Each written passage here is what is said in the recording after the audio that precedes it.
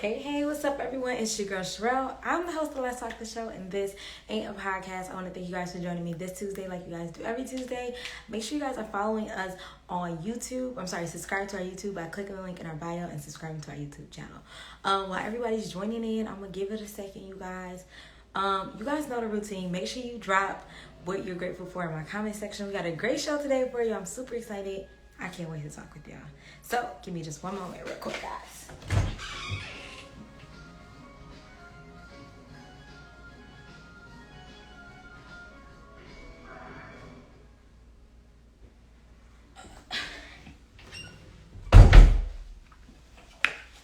I am back. Hello, everybody. I know my hair looks so crazy, guys. I'm like in between hairstyles right now. I don't want to put like no heat in my hair, nothing. So we rocking the secretary hairdo. Okay, so we got a really great episode planned for you guys tonight. I'm gonna be talking about how I'm a single parent, and I get help though, but becoming a parent, having my son didn't stop me from following my dreams, and I'm gonna tell y'all why. And we're gonna go into some good stuff today. I'm grateful. Oh my gosh, thank you. Oh, I gotta pin this. You have the best grateful. Let me see if I can pin your comment. Oh my gosh, I'm so happy you're here to join us. Or join me, I guess it's just me, right? I always say us, thinking like future tense, like I'm gonna have a crew one day. We're gonna be live on the set. So I say us, just speaking that up. But OMG, thank you so much. Let me start off with my grateful. I'm grateful. I'm just really grateful for God and being able to like reflect on things that I've done. Just giving me that strength to just check myself sometimes. Some niggas don't never check themselves. Some niggas don't ever want to see if they're wrong. And I've gotten to a point now where I can do it. Still a little cringy, but I'm super grateful for the ability to like check myself. So yeah, make sure you guys, if you guys love the show, if you like what you're hearing, if you learned something, make sure you click that little arrow in the lower right corner and send this live to 3 people you think will like the show. That will like this show, that can subscribe, that can share it. I think it's always, I love all of my fam. I don't even want to call y'all viewers. I think viewers is like, ugh. But you guys are really like my fam, and I'm super grateful for you guys joining every Tuesday or whatever day I do, or always supporting. I really appreciate it. So we're going to jump right into it. Today, if you guys are just joining in, make sure you drop something that you're grateful for. I'm talking about today how I continue to pursue my dreams even after I had my son. And I was just talking to my friend earlier. And this idea honestly was not my idea. This was not my episode topic. Somebody gave me this. So yeah, if you guys may know, I am 27 years old and I have a 2-year-old, almost 3-year-old. Ooh, that is insanity. That is crazy, right? I have a whole fucking toddler. Wow, that's crazy. I still wonder, like, God really gave me a kid. So, I'm always grateful. I really don't think God gave me a kid. I really feel like God gave me to a kid because I feel like I really need my kid more than he need me because I have, like, the best son in the fucking universe. Like, anybody that, like, I really have the type of kid that when he gets older, like, people are going to brag about him. He's going to be the kid, like, oh my God, he's such a good kid. He gets along really well. Like, I feel like he's going to be that kid because everybody that meets my son is like, oh, he's so well behaved, Cherrell. He's so handsome. He's so funny. Like, that's, like, the one thing that people always say about my son is that, like, he's so funny. And I got to give it to him. Like, I think God really gave me a comedian. Kareem is a true comedian. Like, seriously, he's a funny-ass kid. Like, he's a funny-ass kid. He's not even old enough to be funny, but he's a really funny kid, right?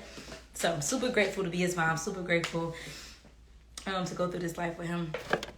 I don't know what's going on. It's not sitting right. I think my head is big as fuck, bro. Something ain't sitting right in this camera, but my eyes probably ain't big enough. Hey, if you guys are just joining, make sure you drop in the comment section something you're grateful for. So we're going to rewind it back, and I'm gonna walk you guys through all the businesses that I've had. I walk you through getting my degree into current day right now. So back in 2018, I graduated with 2 associates in like April. I graduated in like April. I know exactly what day. So I graduated in 2018. April 2018, I graduated. May of 2018, the late Memorial Day weekend, which is my birthday. That was my birthday then. That was my birthday weekend. I conceived my son. So that's kickstarted like, all right, I'm about to be a mom. And then I do want to let y'all know, before I had Let's Talk the Show, I had a t-shirt line. So I ran a t-shirt line I had started in college actually. And it originally started out as me and my best friend, and then that didn't work out. So then I just completely took over the business, and it went from Common Sense to Maxin and Coolin apparel.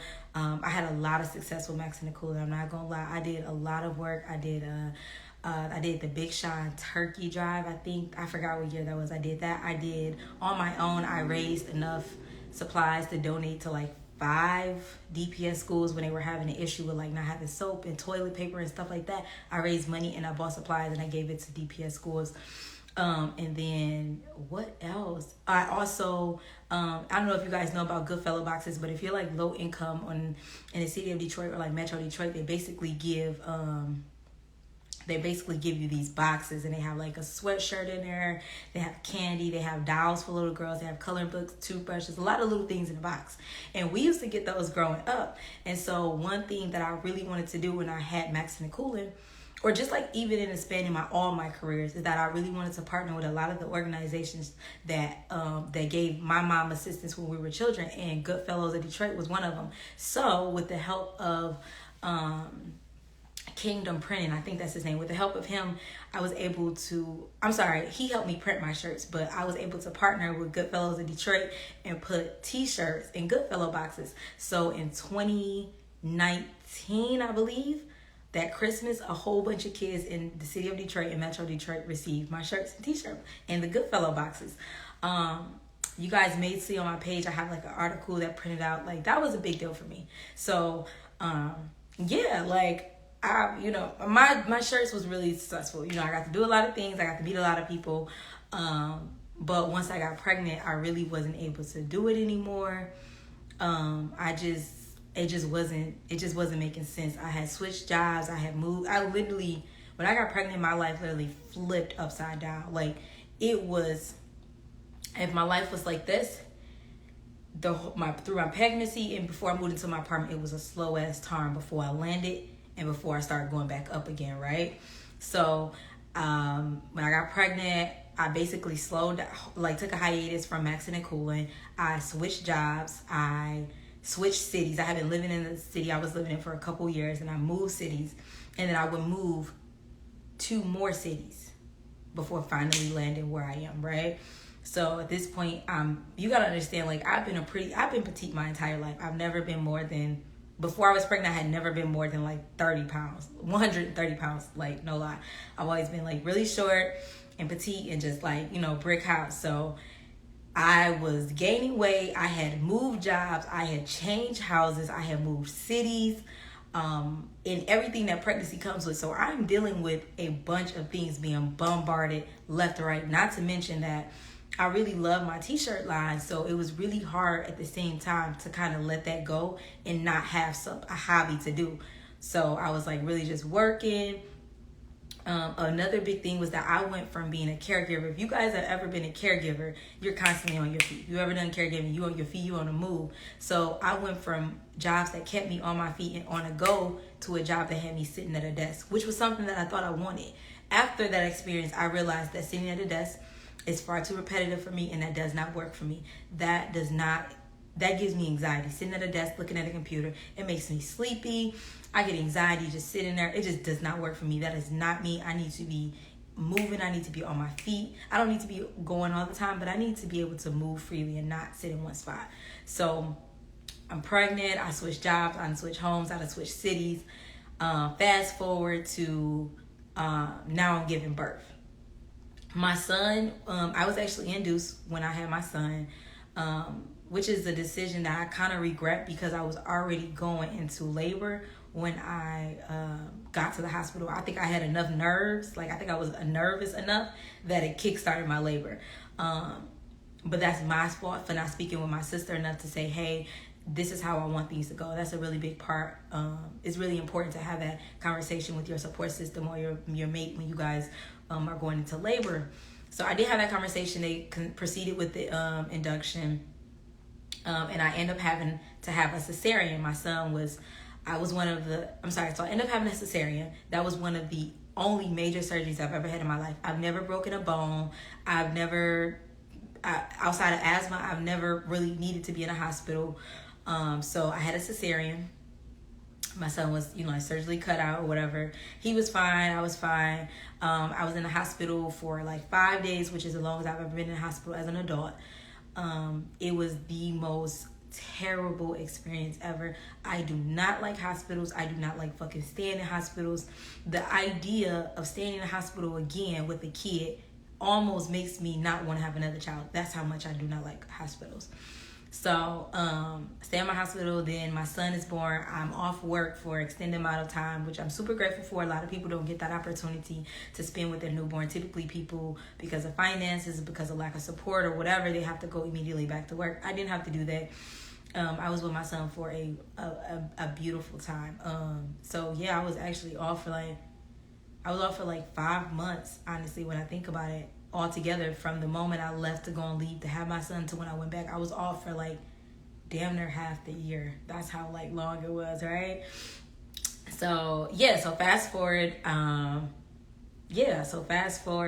had my son, I go back to work. It was terrible. I hated my job. I mean, I loved what I did. I loved being at that company, but I hated the work that I did. It was super tedious. It was super hard. I was still suffering from like issues postpartum because I had really bad memory loss, and my job required me to remember details, and that was an issue. I couldn't really remember the small details because your brain is just like wired different when you're pregnant and after you have a baby. So that caused me to really lose my job. So that November 2019, I lost my job the week of Thanksgiving, right? That following weekend, I went to jail, right? Let me tell y'all, 2019 was wild as fuck, right? So I get fired. This is Thanksgiving weekend of 2019. I get fired 2019. 11/19, I get fired the week of Thanksgiving. And then I go to jail that weekend, which was like fucking crazy, okay? Like, nigga, mind blown, okay? Fast forward, the pandemic hit, so fuck a job. I'm sorry, so I go to jail, I obviously get out of jail, right? And that next couple weeks is when I started to develop Let's Talk. I know I skimmed through that really fast to give you guys that, but I wanted to get you up to speed so you know everything that's happened. So, between me losing my job and going back to work, between me going back to work and losing my job, I decided that I did not want to run my t-shirt line anymore. I love t-shirts. You guys can see I have a t-shirt now, and I'm going to talk about this t-shirt later. I love t-shirts. They are a staple in my clothing. They're a staple part of my fashion, like my style. I love t-shirts. I'm a t-shirt and jeans girl to the day I die. But t-shirts just were not what God had for me, and I knew that. And that is the reason that I was so adamant about keeping a job, because I knew that t-shirts would never make me rich. Though t-shirt business alone would never be where I was supposed to be, and I knew that. But I was too scared to let go before having my son to actually see what God had for me, right? So then between me going back to work and getting fired, I decided that I'm done with Maxing and Cooling. I don't want to do t-shirts anymore. I love t-shirts, but that business is just not for me. I know it's not what God has for me, and I'm okay with that.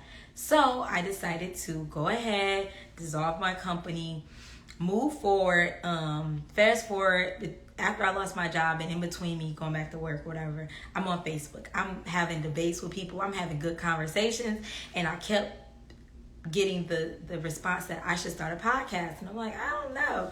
And so shout out to Princess, because Princess is Princess on Air if you guys want to follow her. She has a radio show, but she also had a platform where I could have a podcast.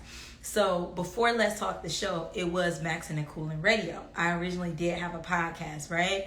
And I decided to stop doing it because it wasn't interactive enough. I really enjoy interacting with you guys. I love talking to you. I love your feedback.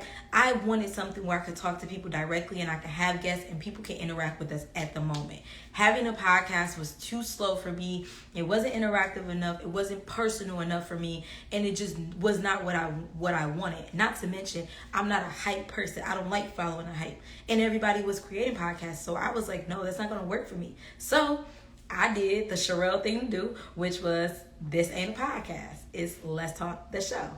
This ain't a podcast. It's not a podcast. It's a talk show. So that's the thing that I did. I created a talk show, and now we're here. And this came from, again, having debates and discussions on Facebook. And I said, you know what? I'm going to turn it into a talk show. And now we're here on Instagram Live every time. And it's been amazing. Like, no lie. It's been fun. It's been amazing. And it's been one of the craziest journeys I've ever been on in my life. I seen so much success so early on in my career. It was like mind-boggling. It was a little scary. And I'll say this: the quote that says, "Our biggest fear is not that we are inadequate. Our biggest fear is that we are powerful beyond measure," is a very true quote. When I started this talk show, I had no media background, none. I don't have a background in notes. I don't have any background in going live or creating questions. I've never done interviews outside of being interviewed for a job. The only thing that I know that I was good at was I can talk. I'm going to argue with you. I know shit about Black people and our history. I'm passionate about Black people and our culture. And I know I can stir up some shit on Facebook. Those were the things that I knew for a fact. And I was like, well, you know what? I also know that after working at Wendy's years ago in high school, I knew that I was able to form relationships with people rather quickly, rather intimate relationships, and they will last for long periods of time. That was something that I learned. There are a lot of people that I went to high school with that I'm not super close with, but at one point throughout high school, we formed a bond really tight for a short period of time, and those are people that I'm still cool with, and that was something that I was really aware of. So this just made the most sense. And once I talked to people about it, they were like, yeah, Cherrell, I can't believe you ain't never think this. Like, people around me thought this would be a great fit for me, but I didn't like it. Another thing is I also didn't like the way I sounded. After I used to work for the company I got fired from back in 2019, we'd be on the phone. And I never liked the way my voice sounded. I hated it, actually. I hated when we would have to go in the office and it's just like they just grade your call. And so we have to play your call back, listen to what you did good, what you did wrong, and what you could do better. And they would play my thing and I would like cringe at the sound of my voice. And I know a lot of people think that, oh, you talk so much, you must really love to hear yourself. Quite frankly, I talk so much because I'm very opinionated. It was never because I wanted to hear myself talk, because quite frankly, I hated my voice. But yeah, so it was just crazy how things worked out. Let's Talk formed, and now we here. And honestly, having my son never slowed me down. It really expedited the process. Once I had my son, I never thought that I couldn't do something. Honestly, I genuinely, in my head, I said, when I have my son, he could just go along with me. I never thought that he was going to slow me down. I really, deep down, feel like my son expedited the process. My son made me a much better person overall. He made me a better woman, a better businesswoman, a better daughter, a better friend, a better sister, auntie, cousin. My son made me better in so many ways, and he brought things out of me that I didn't know I needed to heal, and it brought it to the forefront. And now it forced me to deal with those things and heal those things so that I can evolve in my career and in my personal life. And I'm super grateful for him. It's been a roller coaster because it's definitely been highs and lows, but being honest, I don't think I would be who I am if I didn't have my son. I think I was always on the right path, but I feel like at the same time, I was moving slowly to becoming this woman. When I had my son, I felt like shit just had to, I had to get it together. So he really sped the process up. I missed a lot of things. I didn't do a lot of things because I had my son. And I think that worked out for me in the best way possible. I saw a lot of people. A friend actually told me, like, it's amazing that you still following your dreams after you had your son. And I never realized, I never looked at it like I'm following my dreams after I had my son. I've always been a pretty determined person. I've always been a very focused person.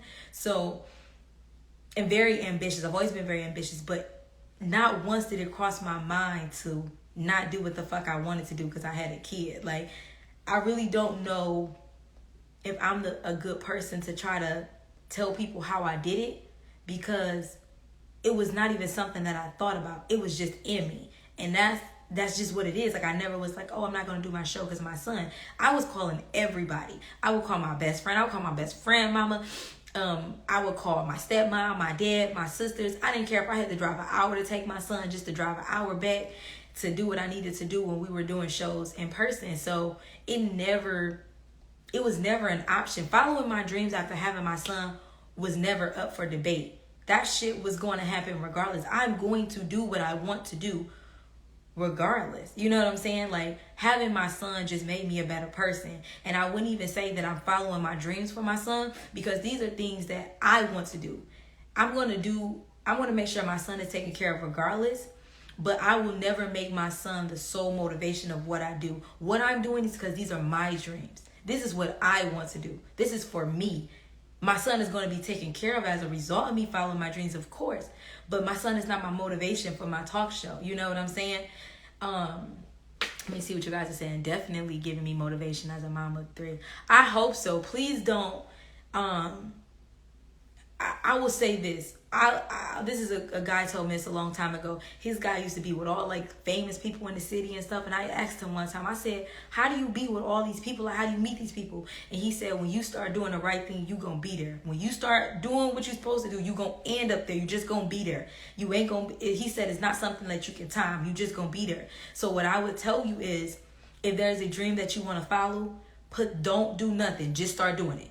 I want to be a nail tech. Start doing it, because that's something else I want to do. Start doing it. You want to be an author? Start writing. Just start doing it and start getting into what you would do. If you want to be an author, you got to write. Start writing books. Start meeting other people that's writing books, because the more that you put the work into becoming what you want to be, the more that God is going to make sure that he pushes you to where you're supposed to be. And I always looked at it like that. Like, as long as I'm doing my talk show, I'm doing my research, and I'm meeting people, God is going to make sure that I end up where I'm supposed to be. Even if I go the wrong way, I'm going to eventually circle back around somehow, and I'm going to end up there. Me following my dreams, I was going to follow my dreams no matter what. And I'm never going to make my son the sole motivation to do something. I know a lot of people like, I'm doing this for my son. It's like, I love my son to death, but my talk show is not for my son.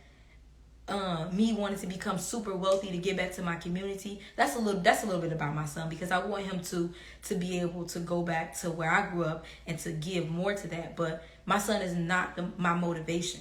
Not solely. I'll say he does motivate me a little, but he's not my sole motivation for doing things. These are my dreams. Just like I don't want my son to make me the center, his motivation to do whatever I want you to do what you want to do, because that makes you happy, because your heart leads you there. Because that's what I'm gonna do. I'm not doing anything for nobody else. This is for me. This is because I feel like I am being guided to do this, and that's what I'm gonna do.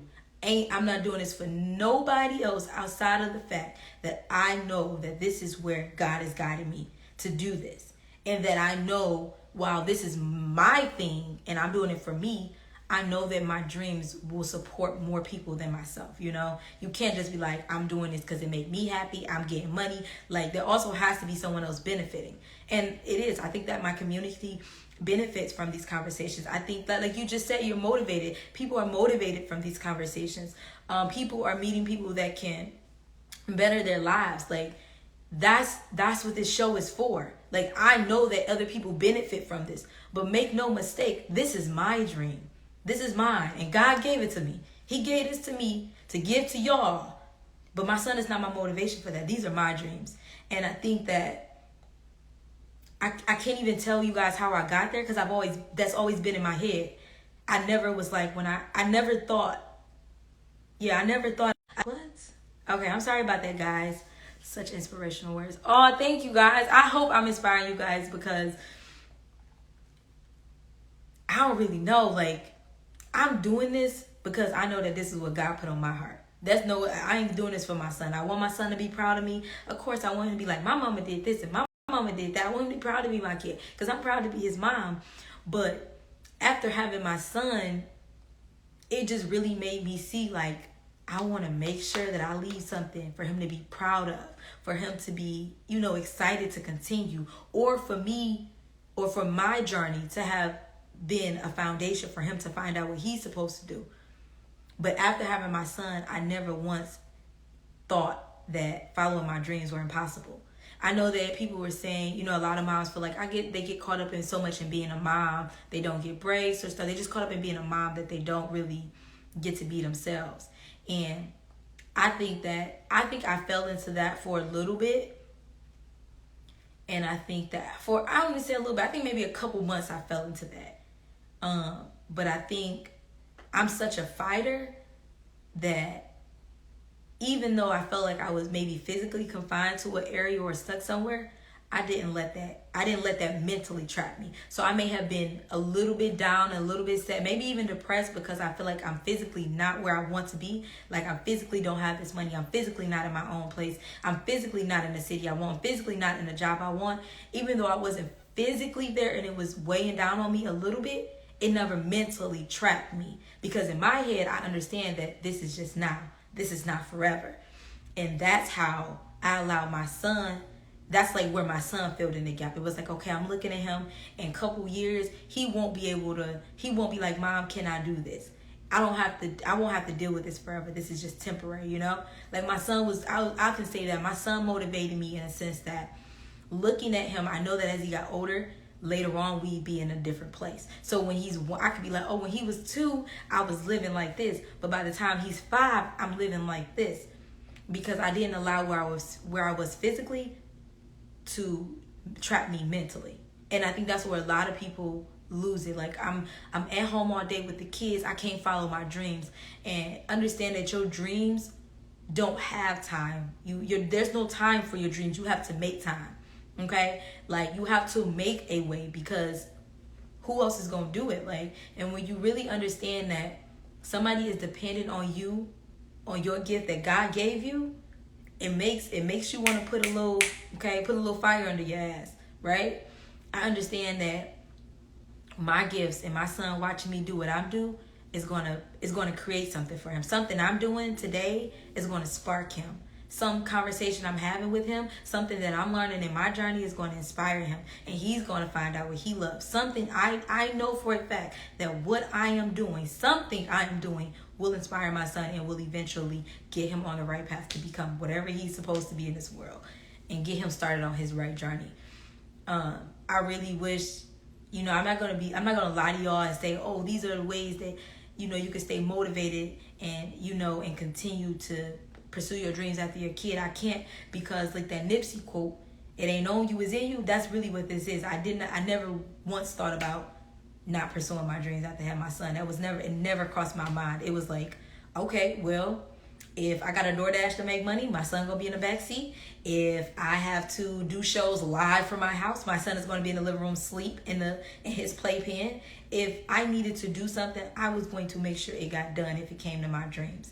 And some people may be like, that's selfish, you drop your son off or you ain't watching them. And it's like, quite frankly, I couldn't give a fuck. Because if I leave this earth and I know I was happy with what I did, I'm good. My son fed, well taken care of. We ain't got no complaints.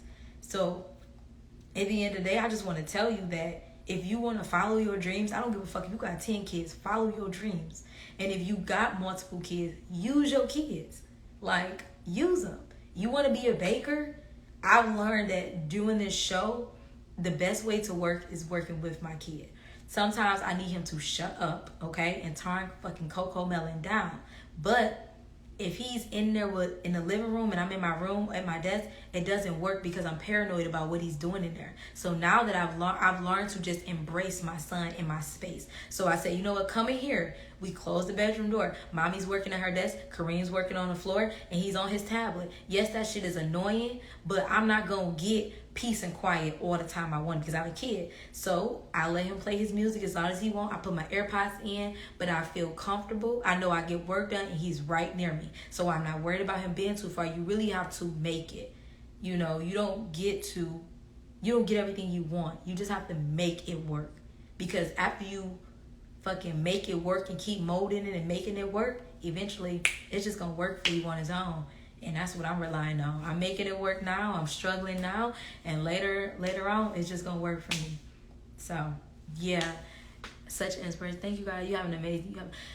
You have an amazing life. I agree with you. I agree with you. I think my life is getting amazing because my life is getting more amazing by the day because I'm checking myself more. I'm not allowing myself to sit in my bullshit. I'm checking myself more. I'm dropping those bad habits. I'm not scared to be like, damn, I fucked up. I used to be so scared to be like, look at where I wronged somebody. I would never say sorry. And the more that I be like, oh, I fucked up. Oh, I need to say something. Oh, I need to apologize. I need to come forward with this. The more that I do that, the better I feel, because I know at that point, my karma is getting better. God is happier with me. I'm happier with myself. I'm making better decisions. I'm not wronging the people that love me. So yeah, I do. I have an amazing life. I have an amazing life.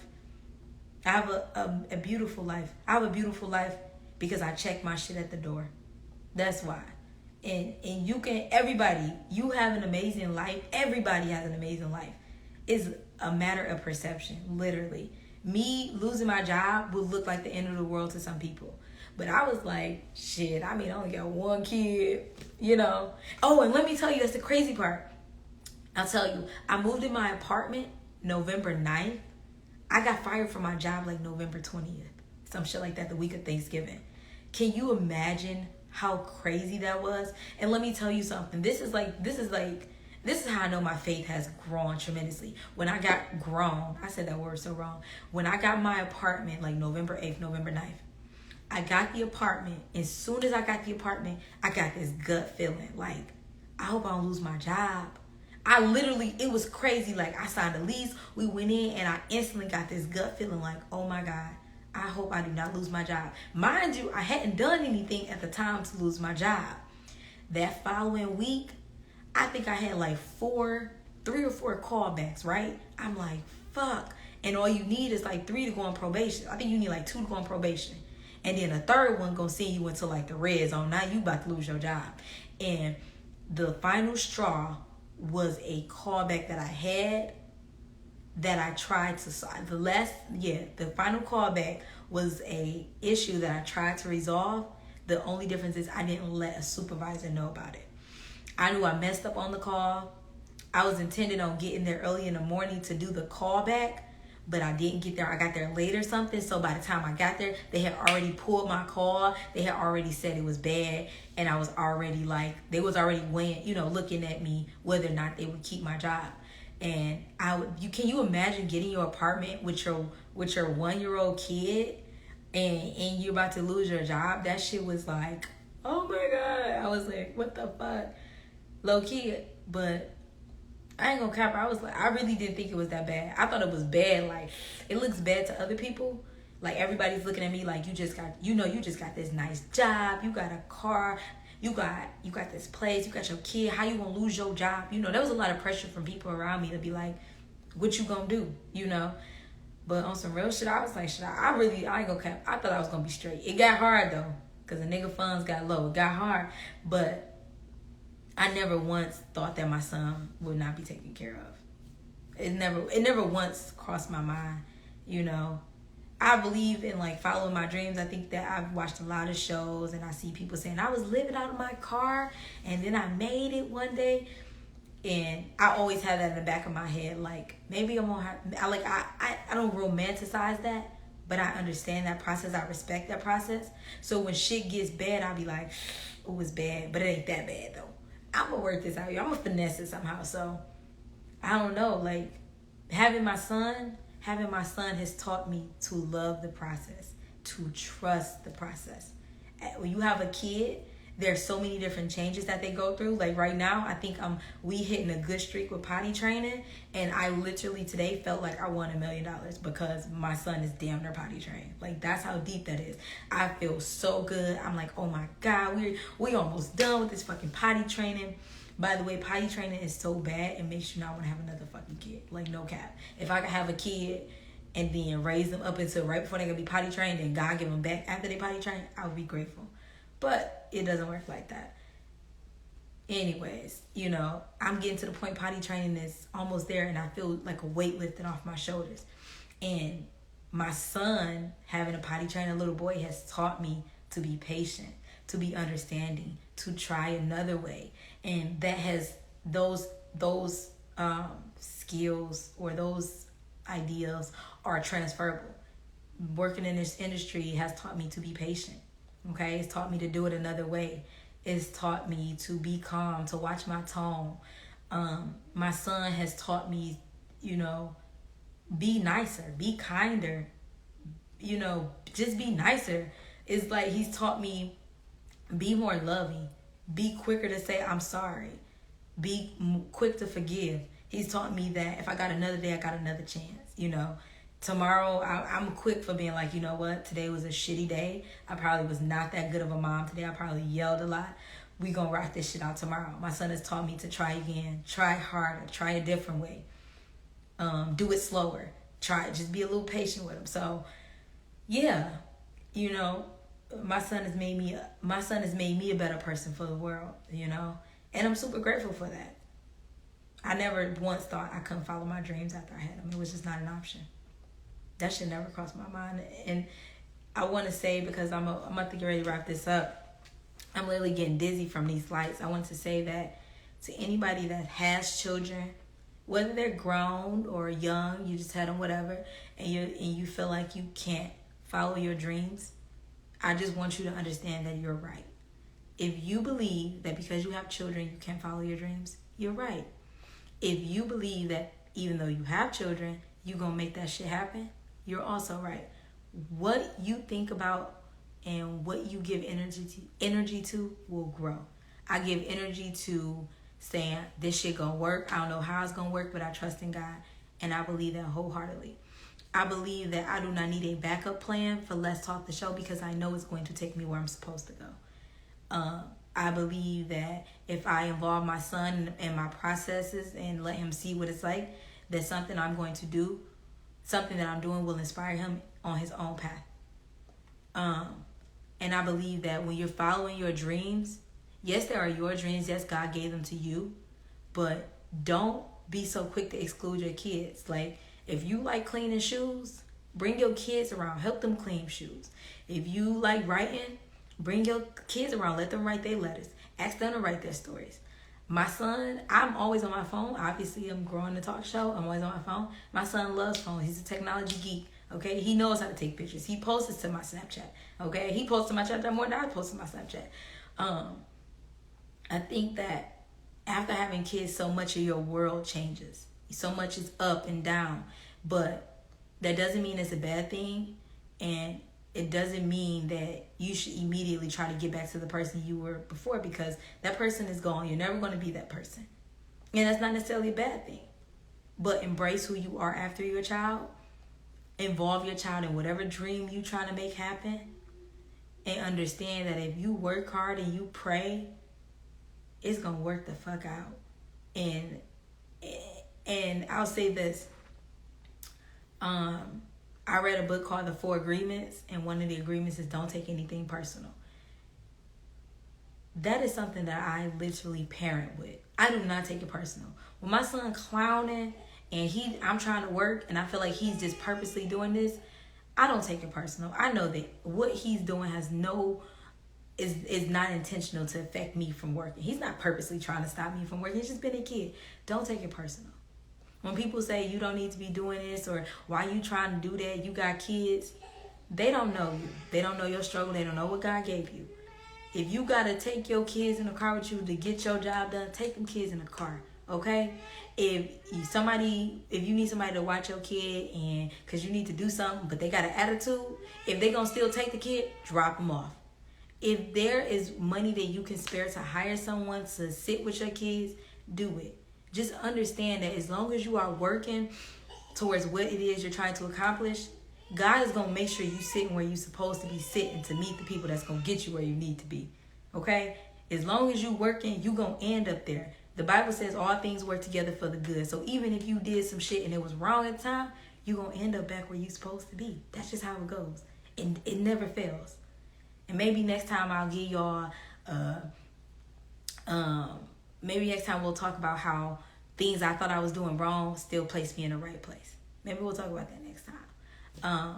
But I really hope, I really just want to say, follow your dreams. You only, Curtis Mayfield say your dream is your only scheme. Just move on up. Keep on wishing. You got to work. Put the work in. Pray to God. Take your kids along for the ride. And understand that, everything happens for you. And you're going to be straight. My homeboy just woke up and he came to join the party. Hello. Mommy's at work, baby. Oh, I don't know if y'all heard home dog. He was crying. But I'm going to go ahead and wrap up today's show. If you guys love today's episode, I hope you did. Make sure you hit that little arrow in the lower right corner and share it with 3 friends. Make sure you guys are also following us on every social media platform. You name it, we got it. TikTok, Twitter, YouTube, Twitch. Make sure you also, most importantly, click that link in our bio to subscribe to our YouTube channel. If you guys want, you can always follow me on social media at MissCarter_1X. That is my Instagram name. Or you can find me on Facebook at CherrellCarter. I'm going to close out with what I'm grateful for. He looked like an unloved child, untaken care of. I will say that I am most grateful for my son. Because I'm just trying to tell you, I wouldn't have this show if it wasn't for him. I really don't think I have it. You still sleep, dude. Why you get up crying? But before we go, I do want to let you guys, can you give me a second, babe? Give my mom 1 second. Hold on. Give me 1 second. So before we go, you guys, I have on a really amazing shirt. I'm going to post more details about this shirt. My shirt says, I don't know if you guys can see, it says, it's probably, see. It says, you guys can't see. Well, my shirt basically just says that healing is self-care. I'm going to be dropping some limited edition Let's Talk the Show merch. If you guys are interested, I'll be leaving like a link in my bio where you guys can purchase your Let's Talk merch. This one, the merch is really just going to be about like little sayings that I have. So common sense is cultural. That's one that I really love. Healing is self-care to me. I believe that when you heal, that is a form of taking care of yourself. So I'm going to post a picture of this in my story after the episode. And if you guys like it, I'll also leave up a link where you can purchase some merch. It'll be just different shirts, different things that I say, and different things that I believe. And I feel like I'm such a vocal person that graphic t-shirts and shirts with words are a great way to express myself. I love having conversational pieces on my shirt. I think it's a great way to meet new people. I think it's a great way to have conversations with your friends and get to know people. That's just me. But if you like it, I'm going to leave a link up. And if you like my shirt, I'll definitely be happy if you guys purchase one. I think you guys will love it. But I said what I'm grateful for, and I'm about to head out. As always, you guys, my name is Cherrell Carter. I'm the host of Let's Talk the Show, and this ain't a podcast. I will see you guys next Tuesday. Peace.